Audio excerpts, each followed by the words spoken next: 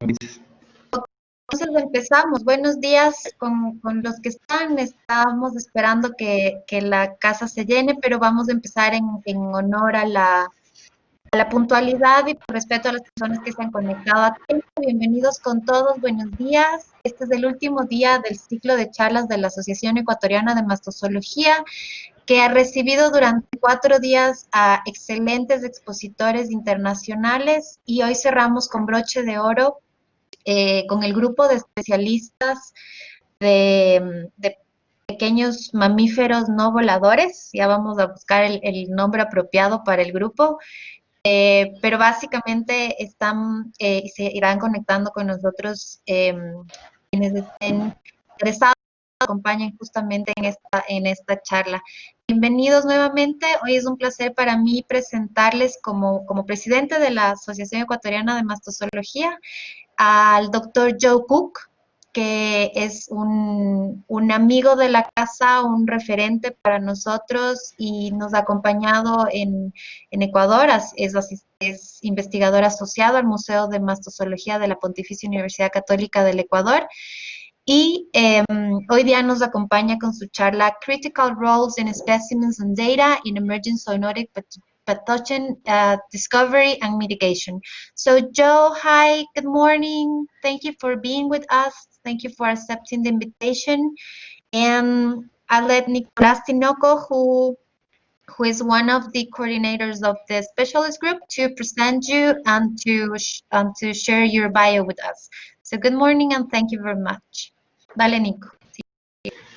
Buenos días con todos, compañeros. Muchas gracias por conectarse y a los que se van a conectar también. Para mí es un placer presentar al doctor Joe CooK. Él es, como dijo, él es un amigo de la casa, un amigo con unos conocidos. Entonces, el doctor Joe CooK es profesor de biología y cuidador de mamíferos del Museo de Biología del Southwestern de la Universidad de Nuevo México. Anteriormente fue profesor y curador de la Universidad de Alaska desde 1990 hasta el 2001 y fue presidente de la Universidad Estatal de Idaho entre los años 2002 hasta los años 2000 y 2003. Es director del Museo Southwestern de Biology y la principal investigación del Dr. CooK se centra en la conservación y evolución molecular y la sistemática de los hospederos y sus parásitos. A través de esfuerzos de campo apoyados por diferentes instituciones, ha construido grandes colecciones tanto de hospederos como de parásitos, principalmente en la zona del neotrópico y en la zona beringia. Ha sido galardonado con algunas becas, como la beca Fulbright en Uruguay y Ecuador. También fue acreedor a la beca Rotary en Bolivia, la beca Sitka Sound Science Center, y fue galardonado por el premio Joseph Grindel de la American Society of Mammalogists. Fue presidente de las colecciones de ciencias naturales entre los años 2016 y 2017 y presidió la red de coordinación de investigación que integró los recursos digitales basados en colecciones e iniciativas educativas. Como repito, para mí es un placer poder presentar al doctor Joe CooK y desde a continuación los dejo con la presentación del doctor CooK. Gracias, Nico, y gracias, Ale. Buen día a todos. Es un gran placer para mí presentar esta charla hoy día a ustedes. Disculpa, pero voy a presentar en inglés. Si hay preguntas, por favor, pone sus preguntas. Si algo no está claro, puedes poner sus preguntas en el chat box y después podríamos discutir estas preguntas. Okay, today I'd like to talk about the role of museum specimens in emerging zoonotic pathogen discovery and mitigation. This was a topic that was part of the Fulbright that I spent in Ecuador last fall, just about a year ago now. And of course, at that time, we had no idea that a year from then we would be talking about science in the midst of a pandemic, and that we would have to now do science remotely. And hold these conferences remotely over Zoom and other kinds of media. So things have changed quite a bit.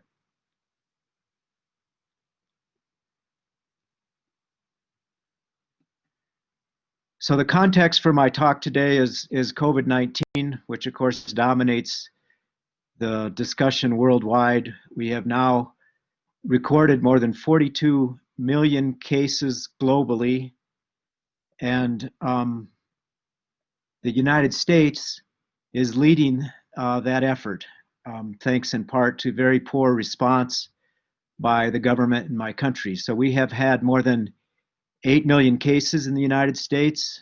As you can see, we are red hot here. Of course, many other parts of the planet are also red hot. And the daily case numbers across the world continue to grow. So we are still increasing in number. This is what they call the third wave that is taking place right now on our planet with regard to this pandemic. We are a long ways from getting on top of this pandemic and being able to stop its growth in populations. In New Mexico, just yesterday, we set a record, actually on Thursday, of over 800 cases.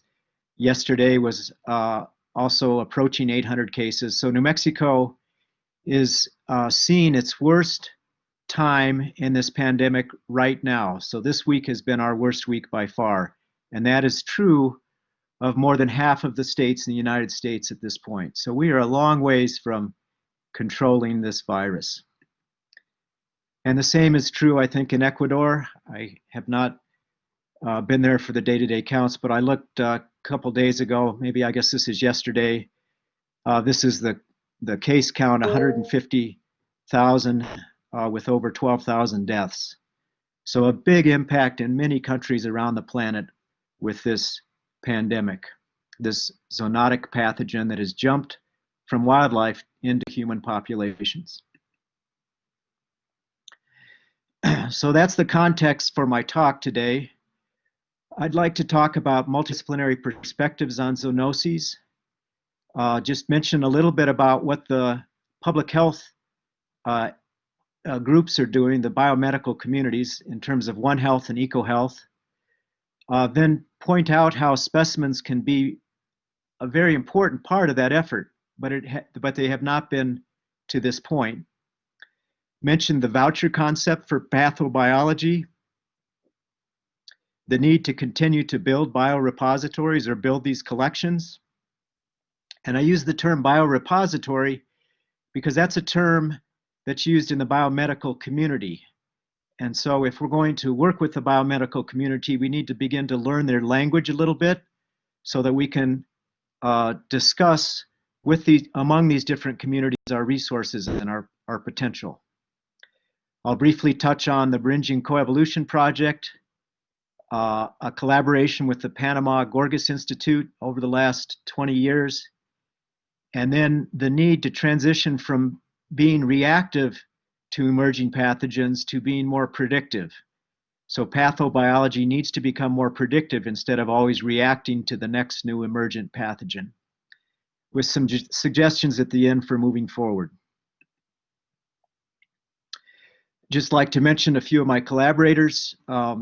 Over the years, these are museum colleagues, virologists, parasitologists, parasitologist Eric Hoberg, Rick Yanagihara, who is a virologist and worked with us, Carl Johnson, who of course is very famous for his work on Ebola and hantavirus, Blas Armian in Panama, John Dunham, Steve Greiman. There are many, many folks. Jorge Salazar, I see he has joined the talk. He's yet another one.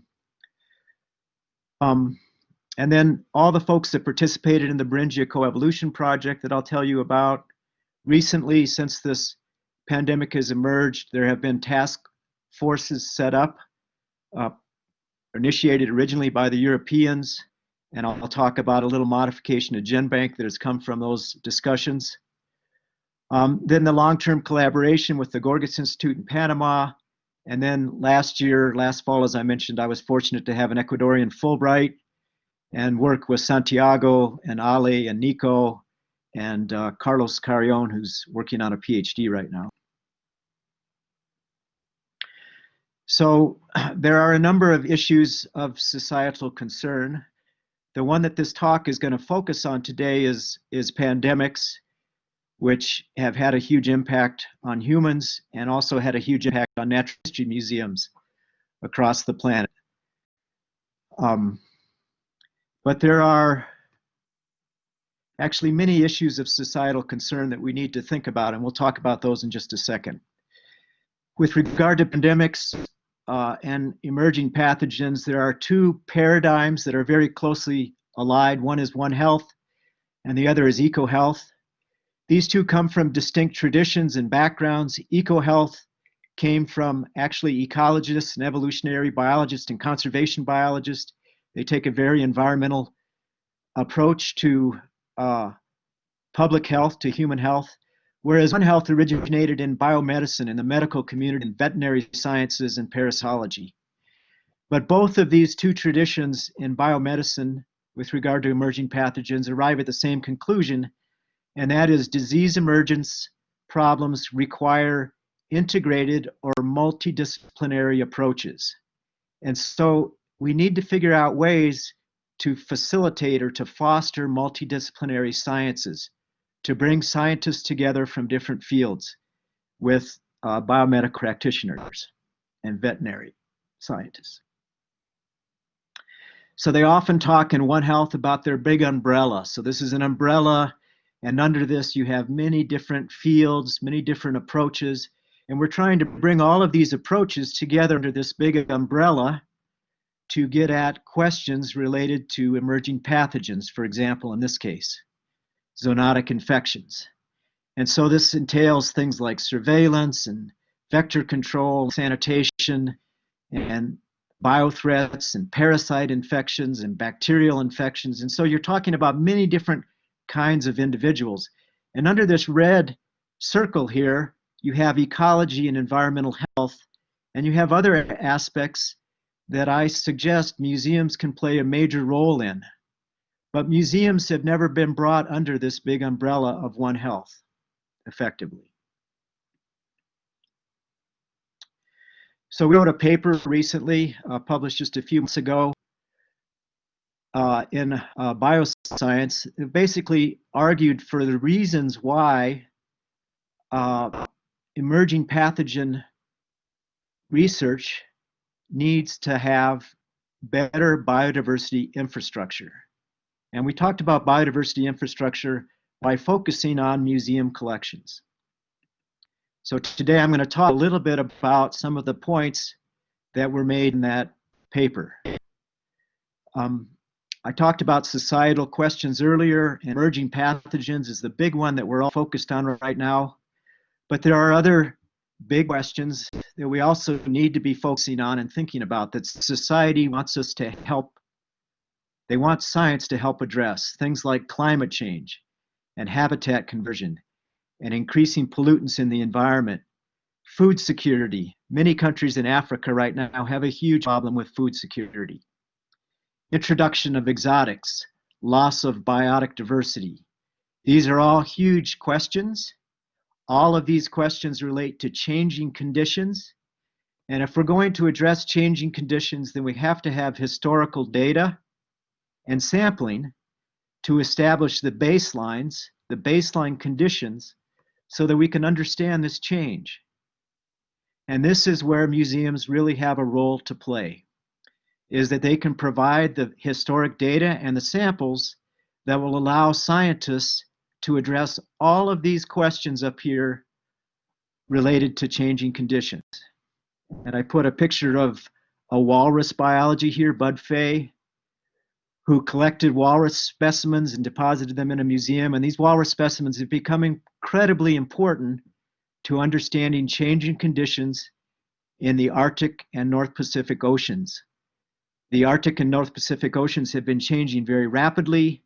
This species has been declining very rapidly, and we need to have the samples available to scientists, whether they be isotope ecologists or molecular biologists or toxobiologists, so that they can understand how conditions are changing and affecting these species.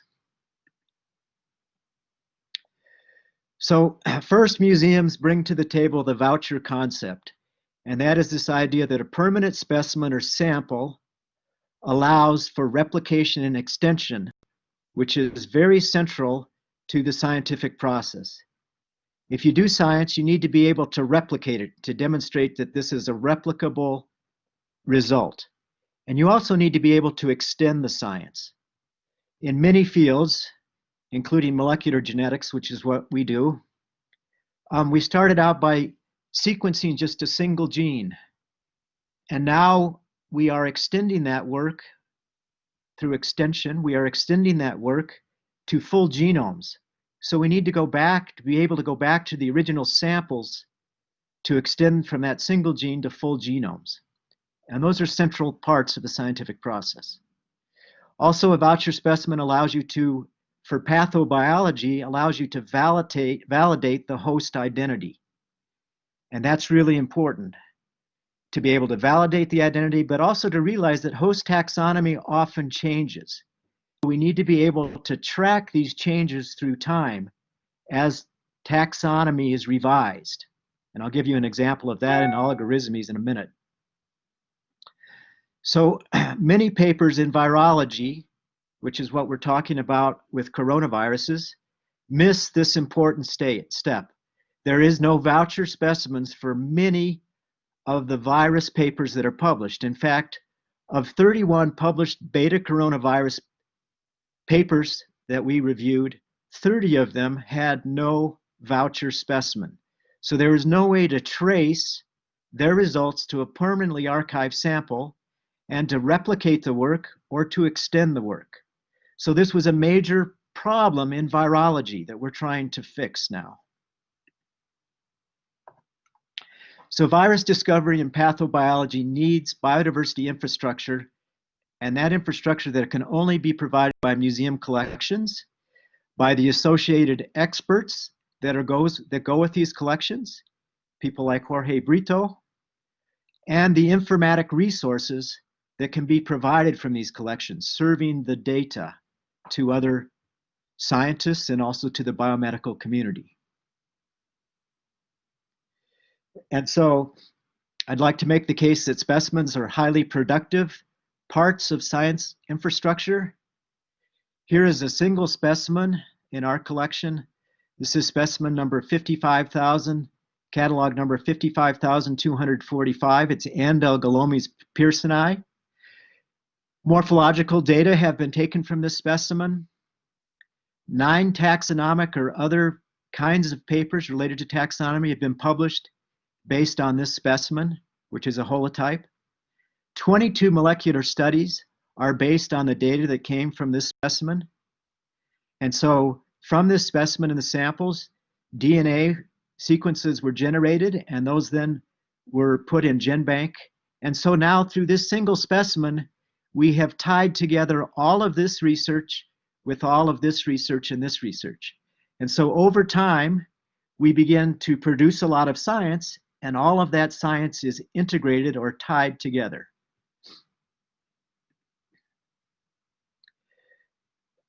So it's important that we think about how can we integrate museums into public health and environmental sciences more effectively?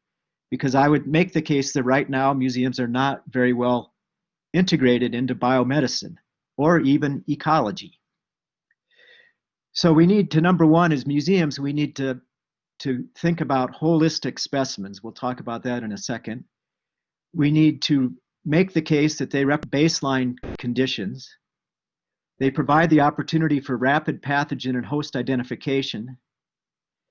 They allow us to do surveillance over time and across space for things like pathogen interactions. So it's important to know, for example, if an individual has a virus, what is its microbial,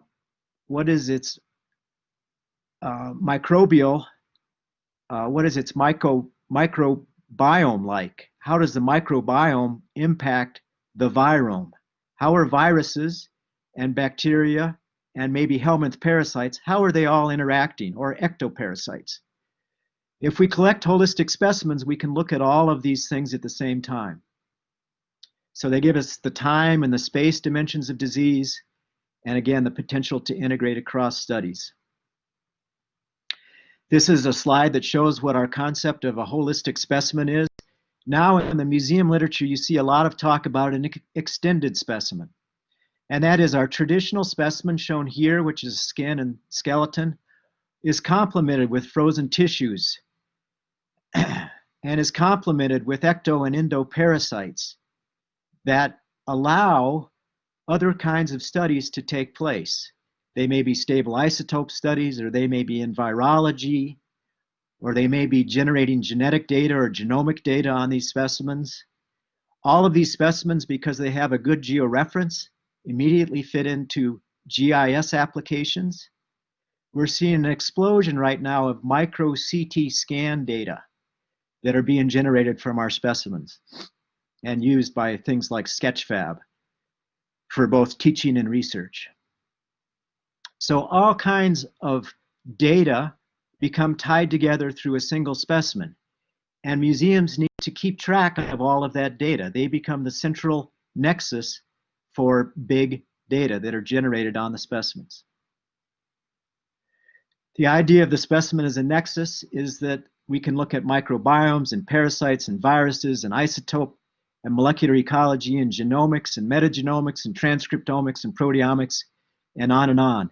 And that is that there may be a pathogen X, like a coronavirus, that's found in tissue Y on a mammal individual or mammal specimen Z that corresponds to a DNA sequence A and an expression profile B and an isotopic signature C.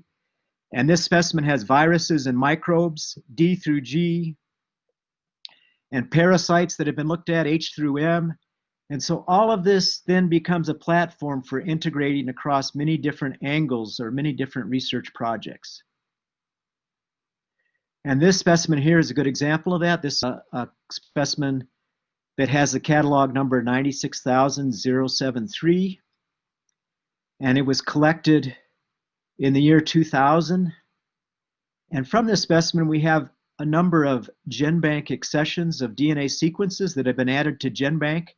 And those sequences have now been reused in over 100 publications based on hantavirus phylogenies, all of them coming and being able to trace back to this single specimen collected in Panama. Note that this specimen was originally called Oligorismes fulvescens, but the taxonomy has changed and now it's called Costarricensis. And museums can track those changes for the biomedical community.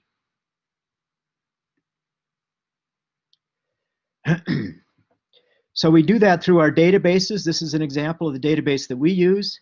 So we actually track in our database the GenBank accessions, and these accession numbers are hot linked, so you can go directly from our database directly into GenBank, or you can go from GenBank directly into the museum specimen database, and you can see all the other associated data, including publications, that are based on this specimen.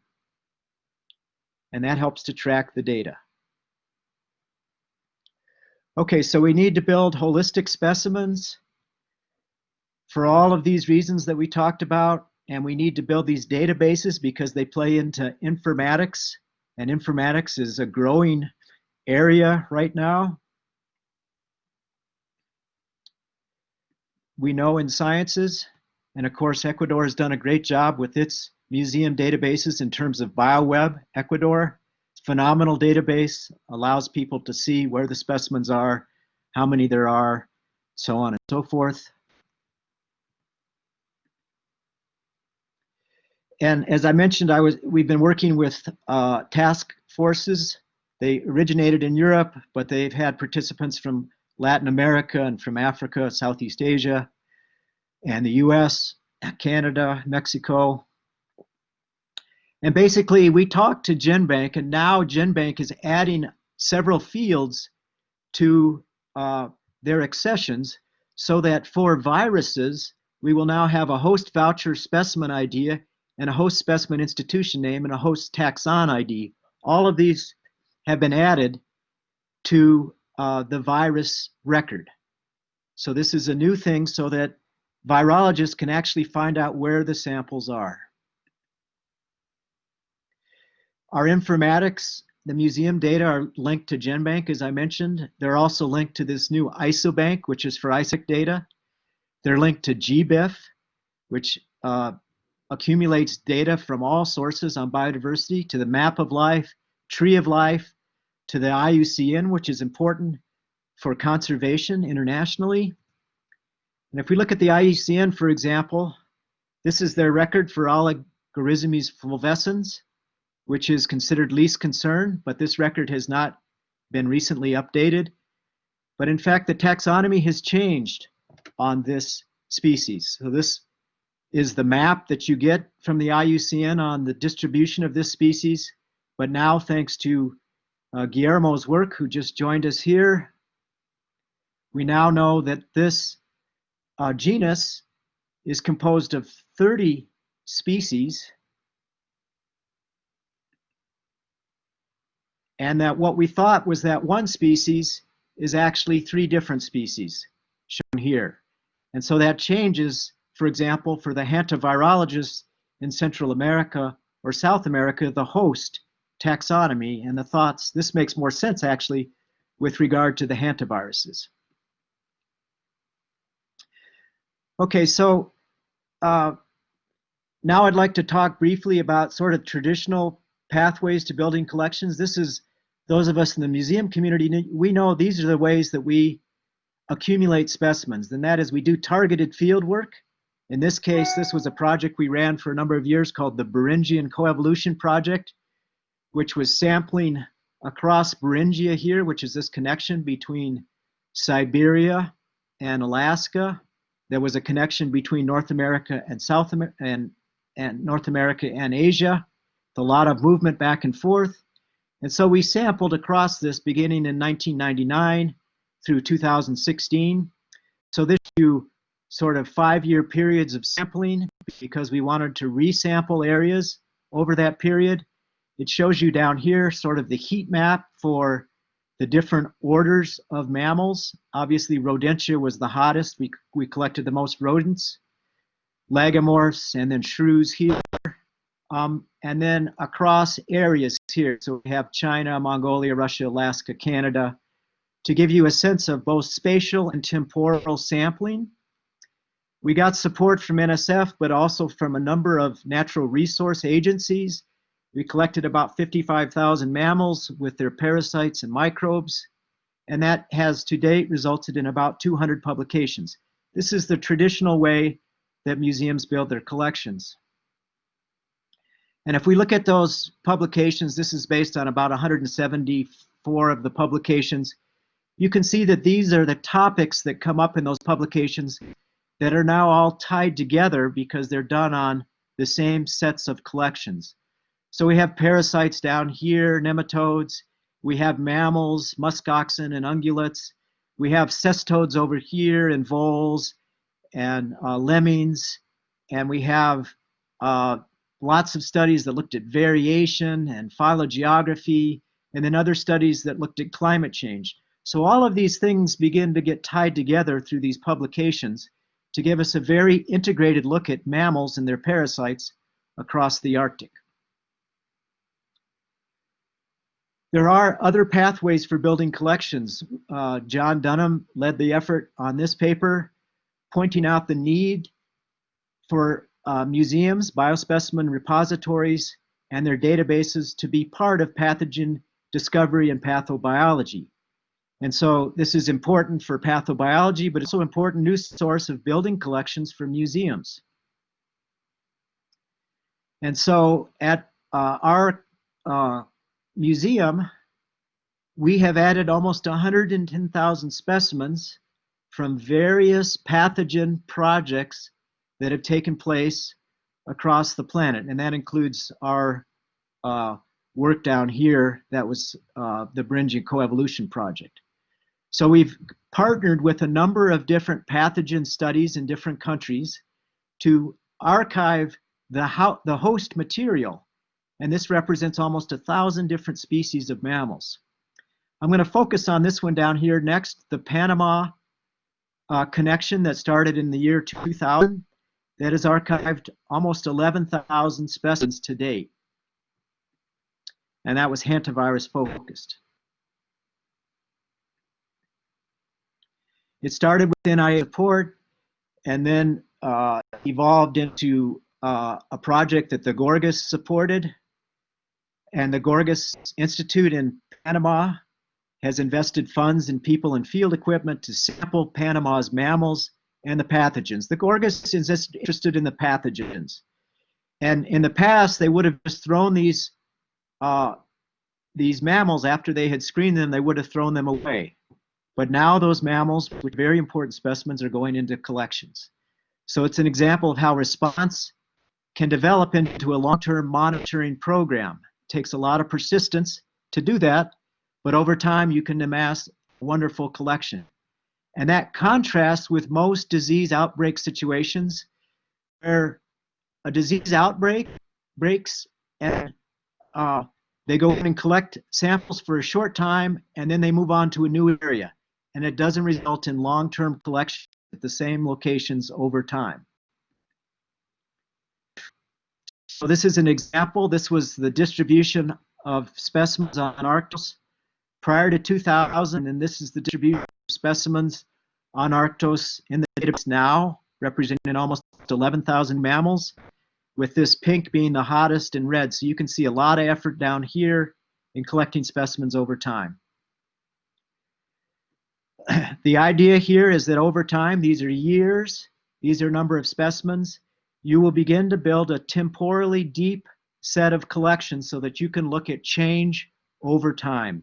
You will have the sampling that you need to look at change over time. This is one species, and this is the sampling that's available for that species over time.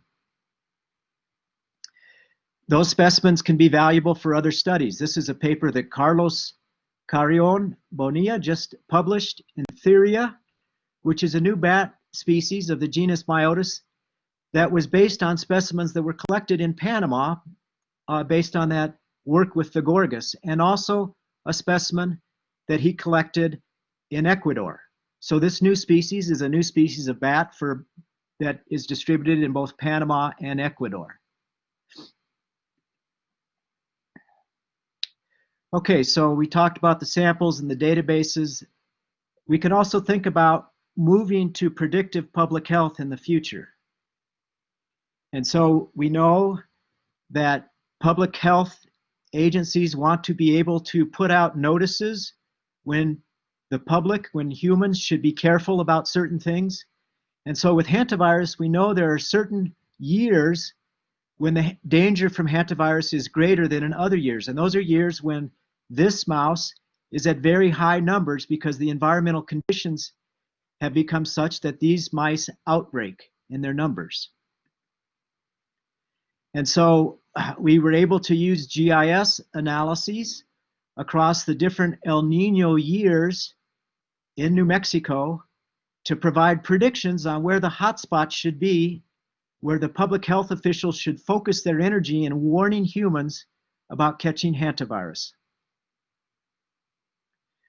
Okay, so the idea here is that we can leverage the support of the biomedical community if we begin to have conversations with them about how we can help each other, how the museum community can help biomedical and public health. And so I mentioned we did targeted field work and surveys here. These long-term monitoring projects can be often public health efforts. But we also need to, as museums, when we think about sources of specimens, we need to think about federal and regional agencies. Those agencies like wildlife agencies or protected areas agencies. We also need to think about commercial hunters and trappers or subsistence hunters. All of those can provide important specimens to begin to build the data and samples that we need that will be large enough to allow us to have the spatial breadth and the temporal depth to fit into a lot of different kinds of science. So we have to build our collections so that they're large enough and powerful enough to be valuable for all of these different kinds of investigations. whether they be into evolution or conservation, or host-parasite interactions, or disease ecology and epidemiology. So we have to recommit to institutions in developing countries like Ecuador and surrounding countries. We have to help build holistic and extended specimens that are temporally deep and geographically broad, with lots of samples at each site, all of them georeferenced, with frozen material and parasites, and all of these data then digitized and available online. Here's a table that was taken from Dunham et al. 2018, which is a survey of South American mammal collections. Ecuador is here, and you can see that PUSE has one of the largest frozen tissue collections in South America. And these are the mammal tissue collections. These are both frozen and in ethanol. These are the collections that will be most valuable for the biomedical community, and then we need to think about building in the future. And so these are our traditional collections here. These are the kind of facility that we need to think about building in Latin America for your collections, for emerging pathogen work, as well as for biodiversity research and many other kinds of research. These facilities are expensive. This one, which generates its own nitrogen, so we just have to pay for electricity. This facility with 3 of these tanks cost about $1 million. That seems like a lot of money, and it is a lot of money, even in a poor state like mine, New Mexico. But first we have to have the vision, and then we have to have the conversations, and then we have to say, okay, this is $1 million, but what has COVID-19 cost us so far? We're talking about tens of trillions of dollars of economic loss on the planet by the time this pandemic is over. $1 million if we would have had one of these facilities in Wuhan, China, we would probably now know what the source of the coronavirus is. We still do not know what the wild source is. We have hypotheses, but we don't know. And that's because even wealthy China does not have good facilities like this that would allow them to quickly survey which species have which viruses. So again, we focused on emerging pathogens today in terms of these issues of change. Bigger issues in the future are out there. Soon, we won't be talking so much about pandemics. This will pass. It will still be important. But what's going to be a bigger deal, I think, for humanity is the loss of biotic diversity. Climate change obviously is a big one. Conversion is part of loss of biodiversity. But biotic diversity is going to be really critical to humans in the future. And collections are central to understanding those changes, and particularly developing collections in a bio-rich country like Ecuador. Okay, so wrapping up here, transformative actions. We need to promote multidisciplinary best practices, and we do that through holistic specimens. That is, specimens that have tissues and specimens that have parasites. We build these collections, and we need to focus on the global south and building these collections in the global south, because that's the only way we'll be able to do it efficiently and effectively and sustainably for investigating new pathogens. Obviously, we need to think about how to get the resources to these collections soon. So we have to then develop strategies for sampling, think about both wild and urban communities, think about sampling across time and across space, and which taxa to focus on. We need to create these critical informatics linkages so that things are tied together through GenBank, ISABank, GBIF, etc. We have to leverage stakeholders in biodiversity and human health initiatives. We've got to combine these two. They're very disjunct right now, very separate. We also have to excite and train the next generation of biologists. This is the most transformative step. And we do that in the classroom by rethinking how we're presenting classes and what we're focusing on and how we can train these students. but we also need to take these same students out to the field so that they can see biodiversity in the field. They can understand how we study biodiversity most effectively and provide the sampling that is needed for future analyses. Okay, and I'll end the talk there. Thank you. Okay, Joe, thank you for the presentation. Bueno, muchas gracias a Joe por su presentación. En este momento vamos a proceder a prender los micrófonos y abrir un momento de discusión para que hagan preguntas o que tengan dudas, comentarios. Eso sí, les pedimos que cada que una persona quiera intervenir o hacer una pregunta, hay la opción de alzar la mano en la aplicación misma. Entonces, en este momento para que no haya confusión y todos hablen al mismo tiempo. Entonces, si es que hay alguna persona de los presentes que quiera hacer una pregunta específica al doctor CooK, en este momento.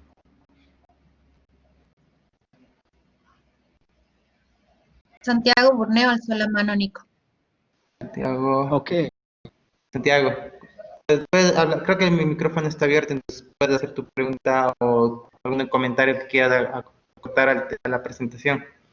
Hi, Joe. Thank you very much for your talk. It was always very inspiring and also worrying.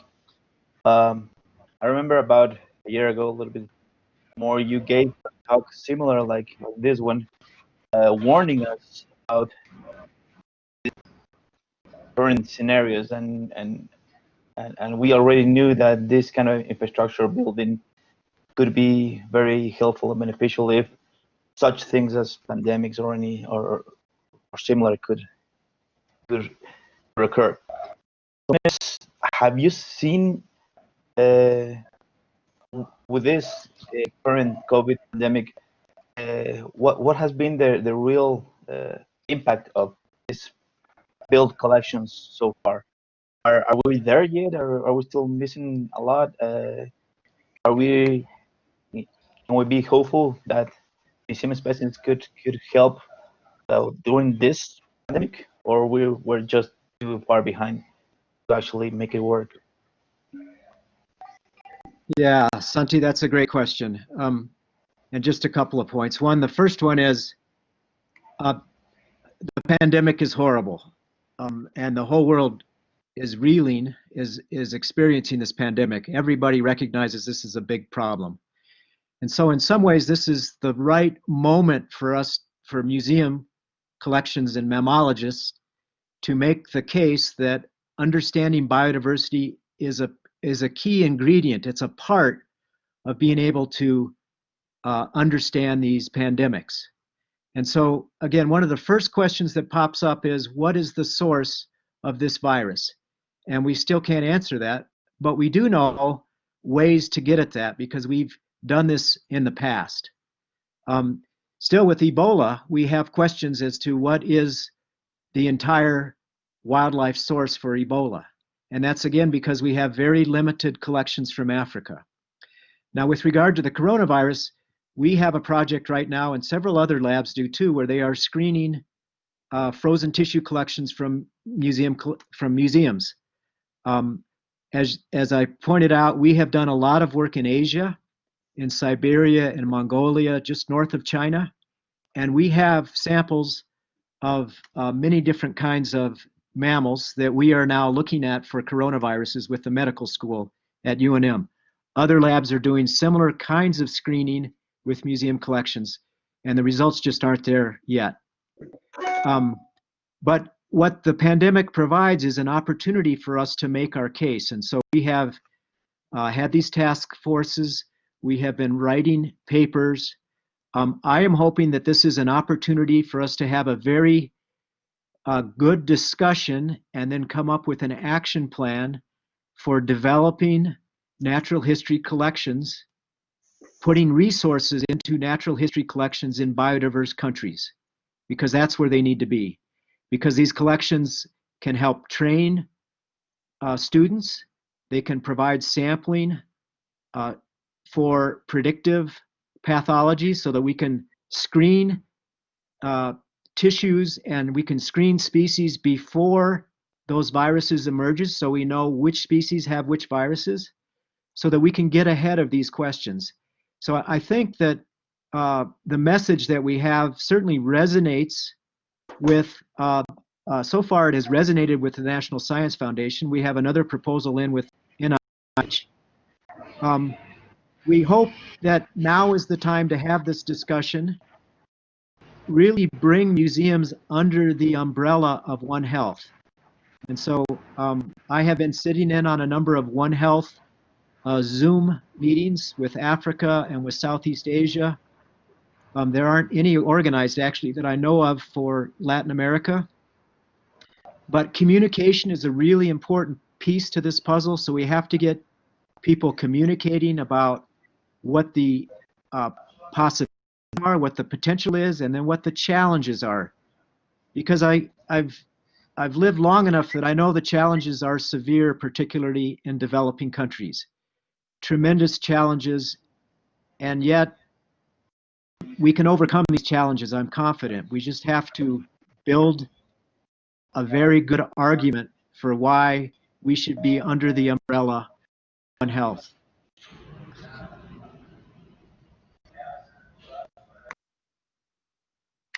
So Juan Pablo has a question about what would be the best. Sorry, we have a question of Juan Pablo Carrera, and they ask, say, what would be best alternative to preserve tissues for health purpose before we get $1 million facilities? It's a good question. Yeah, so without the freezers, then ethanol, 95% is the best way to preserve the tissues. But frozen, we know, is by far the best way to preserve for virology, the samples. There are some other, depending on the virus that you're looking at, if it's an RNA virus, there are things like RNA laser that people use. It's unclear how long those will last. So we do know long-term that frozen is a really good way to preserve tissues. So yes, I mean, this is urgent that we begin to think about ways to get these facilities into more places. Quite honestly, there are not that many nitrogen facilities at museums in the United States. Most museums do not have them.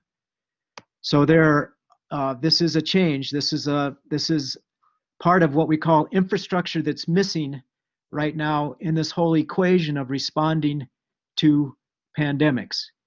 And so this is one of the pieces that need to be figured in. And that will take time. It will take a lot of discussion with politicians, policymakers. We have to get the biomedical community backing us.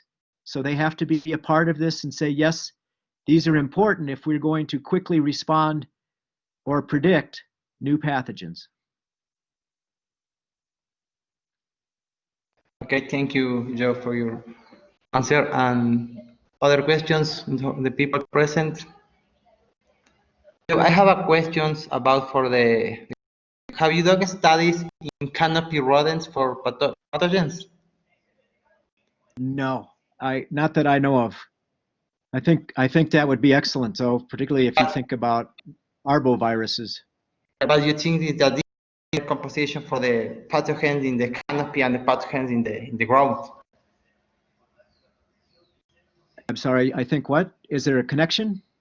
Sorry, you think the difference with the pathogens in the ground is different to the pathogens in the canopy? Well, that's a good question. I think that, you know, when we talk about pathogens, it's a huge group, and everything from viruses to helminths, worms, to tapeworms, Okay. right? And other things. And so the transmission dynamics for those pathogens is all of those is different.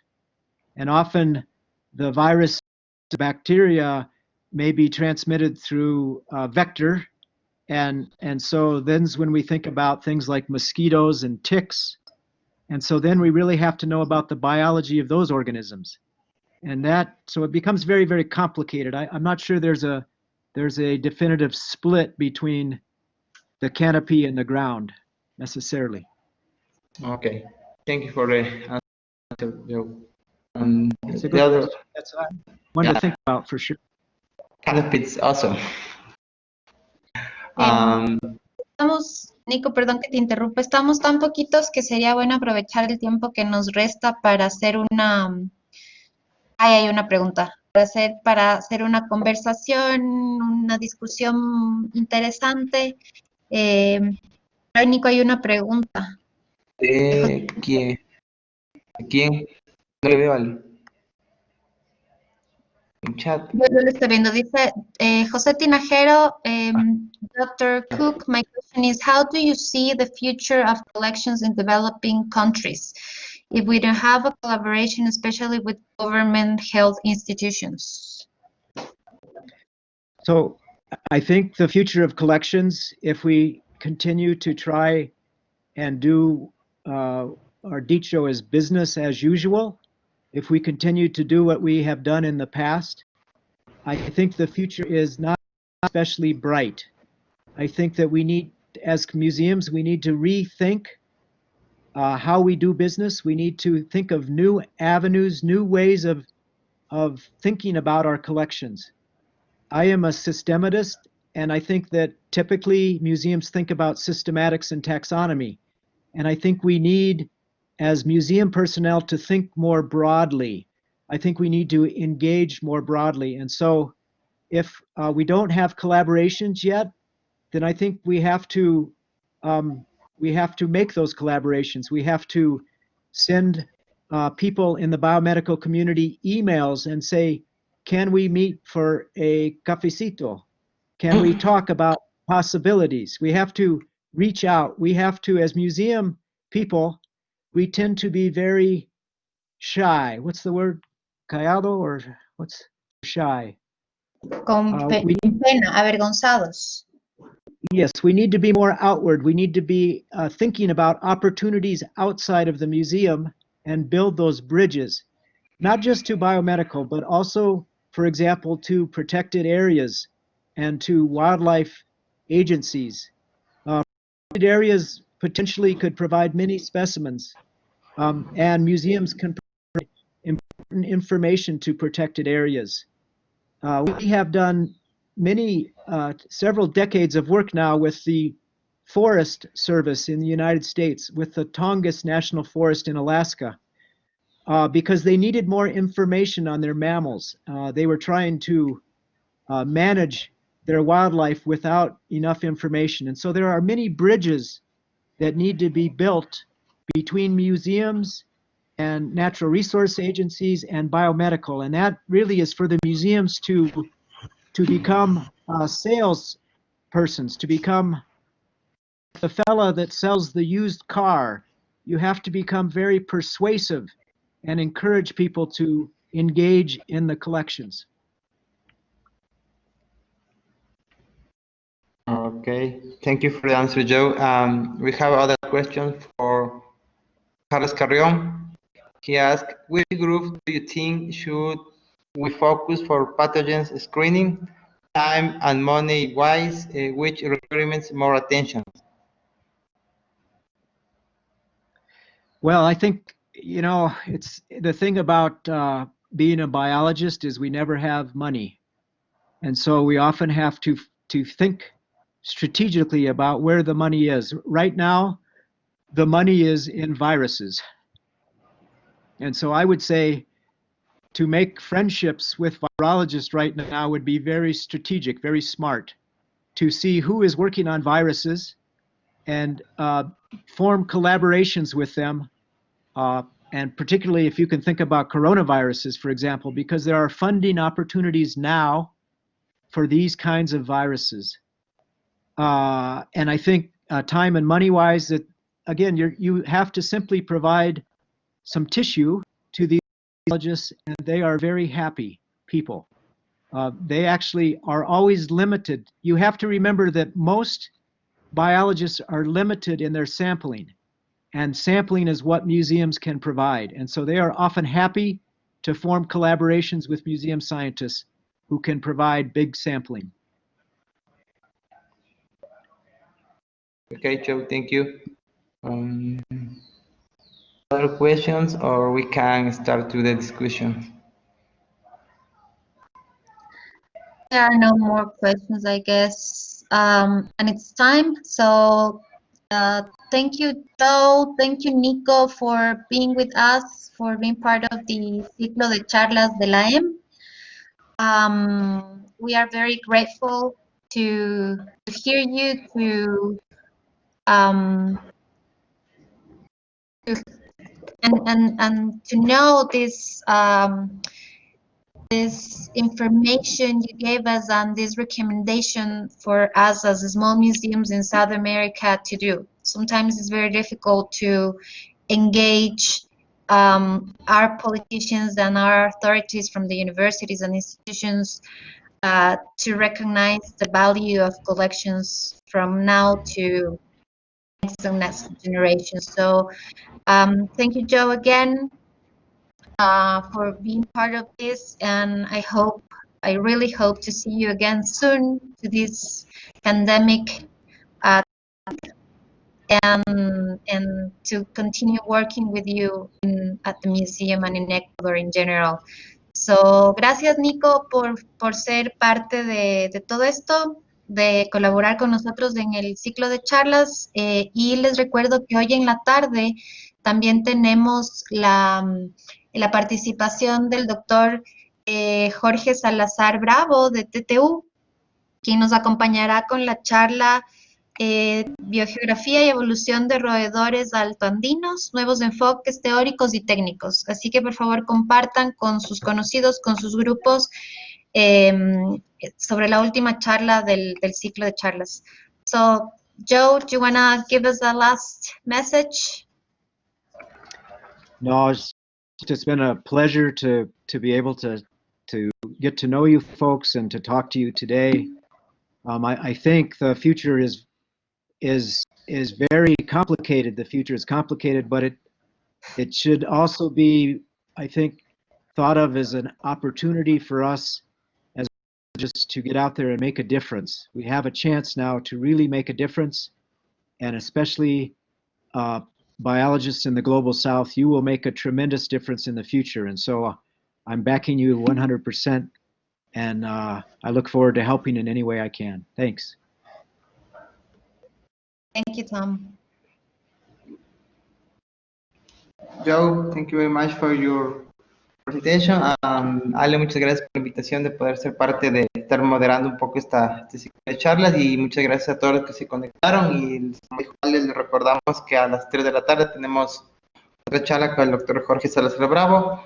Entonces espero verles a todos, y como dijo Ale, también comparten con sus conocidos o amigos o desconocidos para que se sigan conectando. Gracias, Joe. Gracias, Nico. Nos vemos en una próxima oportunidad. Pues gracias a todos. Un abrazo a la distancia.